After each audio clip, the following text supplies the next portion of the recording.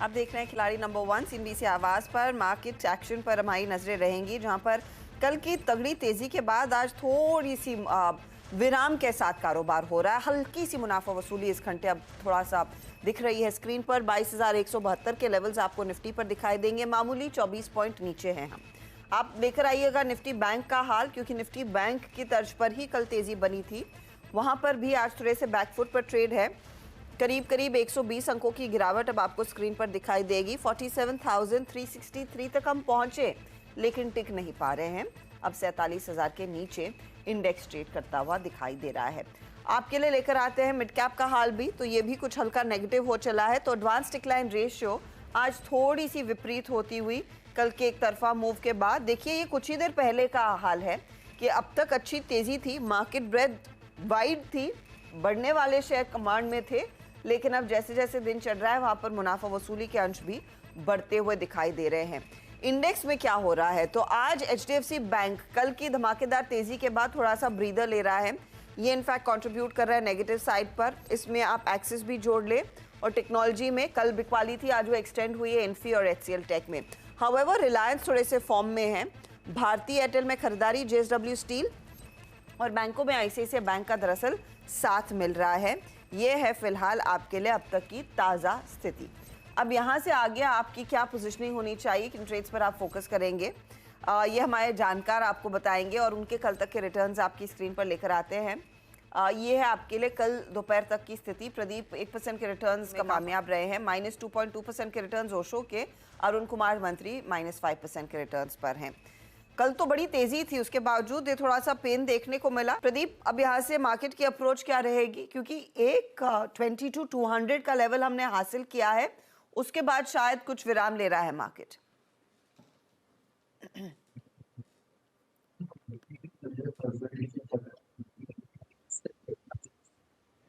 नहीं प्रदीप, आपकी आवाज नहीं आ रही। ये कल भी हो रहा था। आई थिंक आपकी नेटवर्क कनेक्टिविटी थोड़ी सी पुअर है।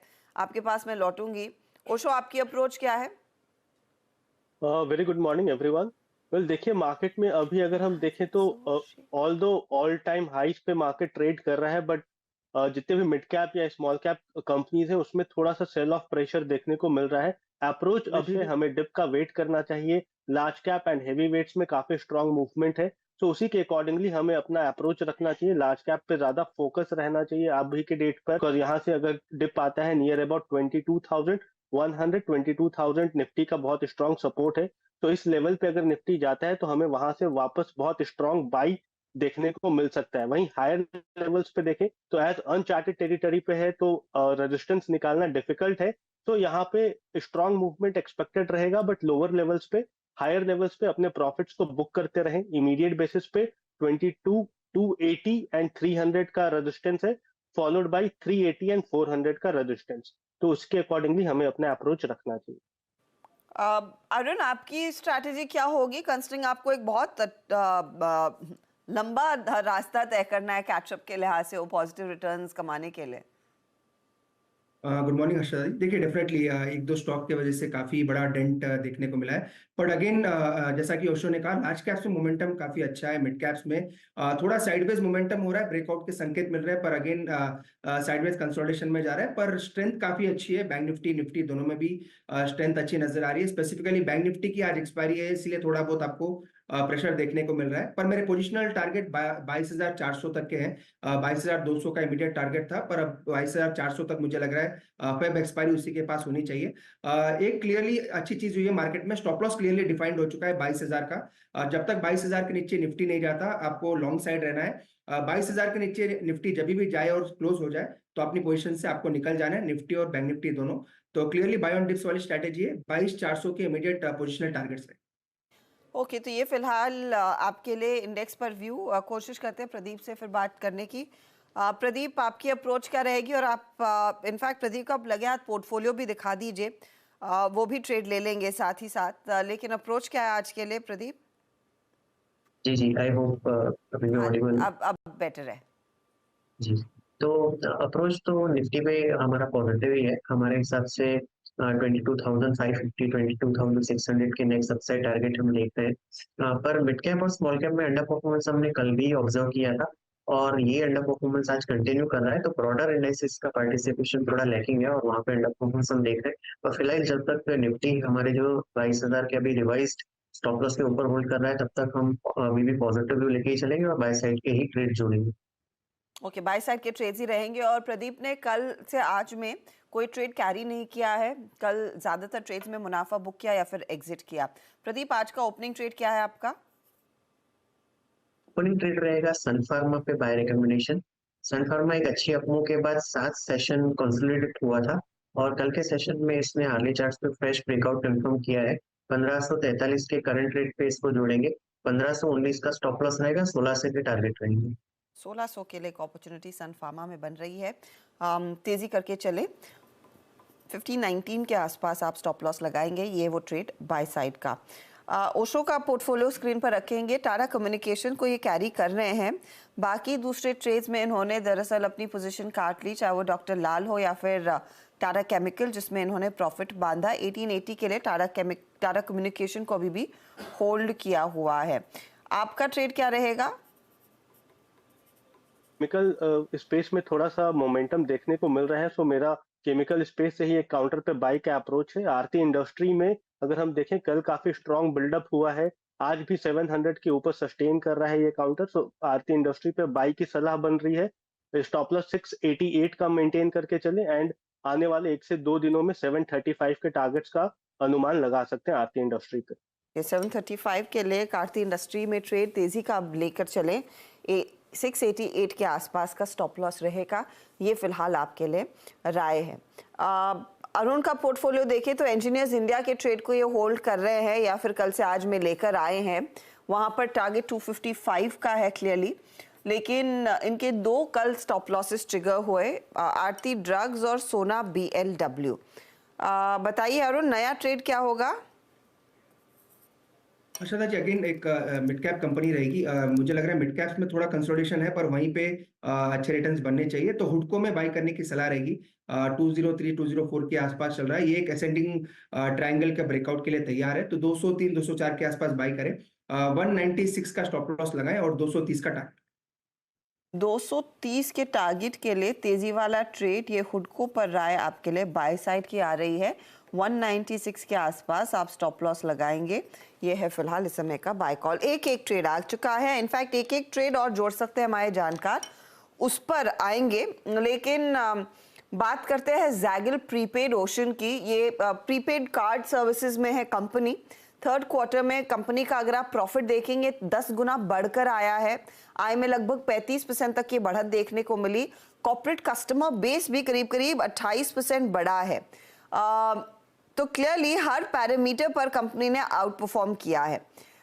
हमारे साथ इसी पर और डिटेल देने के लिए कंपनी के MD और CEO अविनाश गोडखिंडी है। अविनाश जी, स्वागत है आपका। एक बहुत स्ट्रॉन्ग थर्ड क्वार्टर, ये मोमेंटम आगे भी जारी रहने की उम्मीद? बहुत बहुत धन्यवाद हर्षदा, आपका और आपके चैनल का इस अवसर के लिए। हाँ जी, मोमेंटम तो अच्छी है और हमने गाइडेंस दे रखी है कि ये साल हम 40 से 50% ग्रो करेंगे और अगले साल में भी हम 40+ ही देख रहे हैं ग्रोथ। तो क्योंकि बहुत हेडरूम है हमारे बिजनेस में, ये क्षेत्र जो है डिजिटाइजेशन का, स्पेंड मैनेजमेंट का, ये हर एक कंपनी को इसकी नीड है, दरकार है और सब चाहते हैं ज्यादा कंप्लायंट रहें, सब चाहते हैं लीकेज कम हो जाए, सब चाहते हैं वो अपना डेटा बहुत सुरक्षित रखें, सबको चाहिए कि एक्सेस उनका बहुत इजी हो जाए और वही सुविधाएं हम उनको दे पाते हैं थ्रू आवर प्लेटफॉर्म और जो हम प्रीपेड और कॉर्पोरेट क्रेडिट कार्ड्स करते हैं 11 बैंकों के साथ। तो इस समय आपके कितने नए कस्टमर एडिशंस हुए हैं इस पर्टिकुलर क्वार्टर में, अगर उसका एक अंदाजा मुझे दे सके? देखिए, हर साल हर्षदा हम 600 650 कॉर्पोरेट कस्टमर ऐड करते हैं। शायद पिछले क्वार्टर में हमने 105 या 110 कॉर्पोरेट ऐड करे हैं और अब हमारा पूरा ध्यान इस तरह से है कि हम कैसे बड़े और बड़े कॉर्पोरेट्स को अक्वायर करें। काफी सारे हाल फिलहाल में हमने बड़ी एक्विजिशंस करी हैं कॉर्पोरेट की, और आने वाले दिनों में भी हम अनाउंस करेंगे कुछ बड़ी कॉर्पोरेट्स जो हमने अक्वायर करी हैं। तो हमारा ध्यान पूरा इस तरफ है कि हम क्रॉस सेल कैसे बढ़ाएं अपने बड़े कॉर्पोरेट्स में, और हम जो अपना बड़ा बिग कॉर्पोरेट एंटरप्राइज कॉर्पोरेट का बेस है उसको और भी कैसे सुदृढ़ बनाएं। ये देख, मैं आपसे ये पूछना चाहूंगी, आपके बिजनेस में मार्जिन्स में क्या कुछ ज्यादा वेरिएशन होने के चांसेस हैं? क्योंकि एक चीज मैं नोटिस कर रही हूँ, ईयर ऑन ईयर 5 to 10% हो गया आपका मार्जिन, तो रफली डबल हुआ है, लेकिन क्वार्टर ऑन क्वार्टर भी वो 8 का 10 हुआ है, तो ग्रोथ है। किस इवेंट में इफ एट ऑल मार्जिन्स में कमी आएगी? If you could just make us understand that. बढ़त तो आ रही है, उसमें कोई डाउट नहीं है। हाँ जी, देखिए मार्जिन्स जो है ये एक न्यू एज बिजनेस है, SaaS फिनटेक कंपनी है, ऑपरेटिंग लेवरेज होता है इसमें। जितना आप स्केल पकड़ते हैं उतना ही आपका जो सॉफ्टवेयर है वो उसको आप स्वेट आउट करा पाते हैं, क्योंकि आपने जो निवेश करना था सॉफ्टवेयर में तो वो तो एक बार ही कर दिया, और आने वाले सालों में उसका आप फायदा उठाते हैं in terms of revenue and profit. दूसरी चीज क्या होती है कि हमारे बिजनेस में जितने आपके बड़े कॉर्पोरेट्स हैं उसको देख के बाकी बड़े कॉर्पोरेट्स को बड़ी तसल्ली मिलती है कि हाँ भाई ये एक टाइटन के साथ काम करते हैं, एक तोशिबा के साथ काम करते हैं, इनका अभी हाल फिलहाल में टाइम्स ऑफ इंडिया के साथ अकाउंट साइन हुआ है, क्वेस्कॉप के साथ अकाउंट साइन हुआ है। तो जब ये मोमेंटम दिखती है लोगों को तो उनको बड़ी तसल्ली मिलती है कि हाँ अच्छी कंपनियां इनके साथ काम करते हैं तो हम भी इनके साथ कर सकते हैं। साथ ही में अर्जिता क्या होता है कि किस तरह के बैंक आपके साथ पार्टनर कर रहे हैं, ये बहुत महत्वपूर्ण है। हाल फिलहाल में हमने हमारा एक्सिस बैंक के साथ जो पार्टनरशिप है वो अनाउंस करा, ICICI हो गया, SBI हो गया, कोटक महिंद्रा बैंक हो गई, इंडसइंड, यस, IDFC फर्स्ट, सो सारे नामी गिरामी बैंक हमारे साथ जुड़े हुए हैं, बैंक ऑफ बड़ौदा, और उससे बड़ा आश्वासन मिलता है कॉर्पोरेट्स को और बाकी बैंकों को कि इनके प्रोसेसेस सिक्योर हैं, इनका डेटा सिक्योर है, और लिस्टिंग के भी फायदे हैं। लिस्टिंग के साथ लोगों को ये विश्वास मिलता है कि इनकी कंप्लायंस अच्छी है और ये डिसिप्लिन रहेंगे एज अ कंपनी। तो आप लोग भी फिर क्या आपके प्लेटफॉर्म पे कितने एक्टिव यूजर्स हैं इस डेटा पॉइंट को टाउट करते हैं? क्योंकि वहां पर मैं देख रही हूँ users on the platform has increase by nearly 18.5% year on year, लेकिन क्वार्टर ऑन क्वार्टर थोड़ा सा फ्लैटिश है। देखिए यूजर्स का जहां तक सवाल है हर्षदा, और कॉर्पोरेट्स का भी, हम year on year growth he track करते हैं, क्योंकि किसी क्वार्टर में मेरे यूजर्स थोड़ा ज्यादा यूज करते हैं, किसी क्वार्टर में कुछ यूजर्स इतने एक्टिव नहीं होते हैं, तो जरूरी नहीं है कि हर एक यूजर को हर दिन इस्तेमाल करे। तो ग्रोथ तो ओवरऑल हम इस तरह से देखते हैं कि हमारी ओवरऑल यूसेज कितनी है, कितने ट्रांजैक्शंस बढ़ रहे हैं, कॉर्पोरेट्स आ रहे हैं, कितने नए यूजर्स जुड़ रहे हैं प्लेटफॉर्म पे, क्योंकि हमको पता है इस चीज का तो आज नहीं तो कल आपको यूज करना ही है। आपके कुछ ना कुछ तो एम्प्लॉय एक्सपेंसेस आएंगे ही, आपको वो एक्सपेंसेस सबमिट करने ही पड़ेंगे, कोई ना कोई तो आपको स्कीम चलानी ही पड़ेगी to drive your channel spends, और आपको कोई ना किसी वेंडर की पे आउट करनी ही होगी। तो आज नहीं तो कल आप मेरा प्लेटफॉर्म भी यूज करेंगे। अविनाश जी बहुत बहुत शुक्रिया हमारे लिए समय निकालने के लिए। काफ़ी चीज़ें समझ में आई हैं, क्योंकि बहुत बेसिक इन्फॉर्मेशन कई निवेशकों के पास रहती है, लेकिन आज आपसे बातचीत करके काफ़ी ज़्यादा इन्फॉर्मेशन भी आपने शेयर की है। Good luck to you, and बस उम्मीद है कि ये स्ट्रॉन्ग ग्रोथ का सिलसिला बरकरार रहेगा। स्टॉक एक बार आप स्क्रीन पर लेकर आएंगे, रीसेंट लिस्टिंग है, ध्यान रखिएगा। रिस्पांस अच्छा मिला था, स्टॉक आज करीब फ्लैटिश ट्रेड कर रहा है, लेकिन फ्लैट तो मार्केट भी है। लेंगे एक ब्रेक के बाद देखते हैं अरुण, प्रदीप और रोशो ने कुछ नए ट्रेड्स आइडेंटिफाई किए हैं या नहीं। आप देख रहे हैं खिलाड़ी नंबर 1, 3 जानकारों के बीच मुकाबला, एक ट्रेड आ चुका है, अगला ट्रेड इस समय दे रहे हैं या फिर कुछ टाइम लेंगे? ओशो क्या इरादा है? अगला ट्रेड भी तैयार है, FMCG स्पेस से है। FMCG में अगर हम देखें तो थोड़ा लो बीटा होने की वजह से थोड़ा कंसोलिडेट कर रहा है मार्केट में। अगर हाई लेवल से करेक्शन आ रहा है तो FMCG स्पेस अभी भी थोड़ा स्ट्रेंथ शो कर रहा है। सो सेकंड काउंटर बाई का रहेगा गोदरेज कंज्यूमर्स पे। गोदरेज कंज्यूमर करेंटली 1230 से 35 के रेंज में ट्रेड कर रहा है, इसी लेवल्स पे बाई करने की सलाह है। 1208 का स्टॉप लॉस मेंटेन करके चले, एंड इमीडिएट बेसिस पे 1280 से 1300 का टारगेट गोदरेज सीपी में देखने को मिल सकते हैं। गोदरेज कंज्यूमर 1280 का टारगेट पहला वाला और 1208 आपका स्टॉप लॉस के तौर पर काम करेगा। प्रदीप, कुछ पॉजिटिव फॉर्मेशंस ध्यान में है, पर मैं ब्रेकआउट के कंफर्म होने का वेट करूंगा, तो ठीक है। फिलहाल मैं दूसरा ट्रेंडिंग। अरुण, आपका क्या इरादा है? लेकिन सिम मशदाज मैं भी वेट करूंगा। मोस्टली 1 o'clock के बाद में कोई भी स्टॉक मिलता है तो जरूर इशू करूँ। एक स्टॉक बाद में आएगा, इस समय नहीं। ओशो ने गोदरेज कंज्यूमर जोड़ा है। इनफैक्ट वो रिटर्न्स क्या बन रहे हैं वो आपकी स्क्रीन पर लेकर आते हैं। जो हमारे जानकारों ने दरअसल ट्रेड्स दिए, एक एक करके सबका पोर्टफोलियो रेडी होगा। तब तक जो हम कुछ देर पहले बात कर रहे थे ग्रासिम की, और ग्रासिम का स्टॉक पहले स्क्रीन पर लेकर आते हैं, जहां पर हमने देखा है धीरे धीरे करके पोजीशंस अच्छी खासी तेजी की बनी। आज भी काउंटर करीब करीब 0.5% ऊपर है, अब 0.13% के गेन्स देखने को मिले हैं 2195 के लेवल्स पर। अब ग्रासिम की हम चर्चा इसीलिए कर रहे हैं क्योंकि अगले 10 दिनों में जब ये महीना अपनी समाप्ति की तरफ बढ़ेगा, या फिर 8 दिनों में रादर, ग्रासिम अपना जो पहला पेंट प्लांट है वो कमीशन होता दिखाई करेगा। तो उसके कॉन्टेक्स्ट में हम आपको पूरी इंडस्ट्री की पिक्चर पेश कर रहे हैं। बाजार में जो लिस्टेड कंपनियां हैं, जो मार्केट के रंगबाज हैं, वो अब आपके सामने लेकर आते हैं। तो यहाँ पर हम सब जानते हैं एशियन पेंट सबसे बड़ा प्लेयर है। उसके बाद of course Berger, Kansai, Nerolac, Indigo paints, Akzo Nobel और शालीमार पेंट, ये वो लिस्टेड एंटिटीज हैं जो बाजार में काम करती हैं और अच्छा खासा इनका ब्रांड रिकॉल भी है। लेकिन यहाँ पर अब इनको टक्कर देने के लिए 2 नई एंट्रीज आएंगी। एक ऑफ कोर्स JSW पेंट्स है, दूसरा है ग्रासिम, और ग्रासिम ने बड़े निवेश का दरअसल ऐलान कर दिया है। तो बड़ा कंपटीशन लार्जली ग्रासिम की तरफ से ही बनता हुआ दिखाई देगा। अब किस तरह का मार्केट साइज है? अभी करीब करीब 62,000 करोड़ का ये मार्केट है, लेकिन अगले 5 सालों में इसमें और रंग खिलने वाले हैं। 1 लाख करोड़ तक ये मार्केट साइज पहुंचने का आसार है, ये इंडस्ट्री रिपोर्ट्स कह रही हैं। अब इस पर्टिकुलर मार्केट को सबसे ज्यादा किसने भुनाया है? वो डेकोरेटिव पेंट सेगमेंट है। 70% का मार्केट वहां पर आता है, और फिर इंडस्ट्रियल में करीब 30% तक का मार्केट आता है। जो एक सोल प्लेयर, जो लीडर ऑफ द पैक रहा है इस पूरे पेंट मार्केट में, वो जाहिर तौर पर एशियन पेंट है, जहां पर इनकी डेकोरेटिव पेंट बाजार में करीब 50 से 55% तक की हिस्सेदारी है। 65,000 से ज्यादा डीलर्स एशियन पेंट के अकेले हैं।